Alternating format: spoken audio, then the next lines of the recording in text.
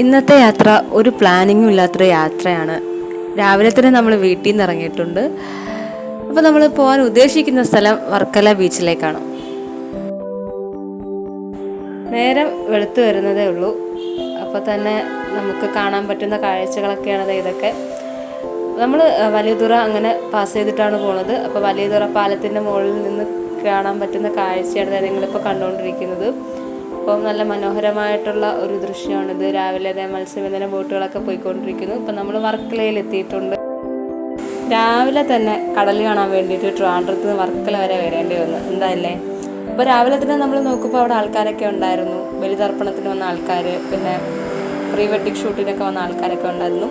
അപ്പോൾ നമ്മൾ നേരെ ഹെലിപ്പാഡൊക്കെ ഇരിക്കുന്ന ആ സ്ഥലത്തേക്കാണ് പോയത്. അപ്പോൾ അവിടെ ഷോപ്പുകളൊന്നും തുറന്നിട്ടില്ല. പിന്നെ നമ്മൾ കുറേ നേരം അവിടെയൊക്കെ നിന്ന് കുറച്ച് നേരം അവിടെ നിന്ന് ഫോട്ടോസും കാര്യങ്ങളൊക്കെ എടുത്തായിരുന്നു. നമുക്ക് ഈ സൈഡിൽ നിന്ന് തന്നെ ബീച്ച് കാണാൻ പറ്റും. ഈ സൈഡിൽ നിന്ന് ബീച്ച് കാണുമ്പോഴത്തേക്കിന് നല്ല അടിപൊളിയാണ്. കാരണം നല്ല വിസ്താരത്തിൽ നമുക്ക് കാണാൻ പറ്റും. പിന്നെ ഞാൻ കുറച്ച് നേരം നമ്മൾ അങ്ങോട്ടും ഇങ്ങോട്ടൊക്കെ നടന്നു. ഷോപ്പൊക്കെ ഓപ്പൺ ആയിരുന്നെങ്കിൽ നമുക്കൊരു ചായയെങ്കിലും കുടിക്കാമായിരുന്നു. പക്ഷേ ഷോപ്പൊന്നും ഓപ്പൺ അല്ലായിരുന്നു. അപ്പോൾ നമ്മളിവിടുന്ന് നേരെ നമുക്ക് എന്തെങ്കിലും പോയി കഴിക്കണം. അപ്പോൾ നമ്മളിവിടെ ചെറിയൊരു ഹോട്ടലിൽ കയറിയിട്ടുണ്ട്. നമ്മൾ നല്ല നെയ്ച്ചൂര കറിയും അപ്പമാണ് ഓർഡർ ചെയ്തേക്കുന്നത്.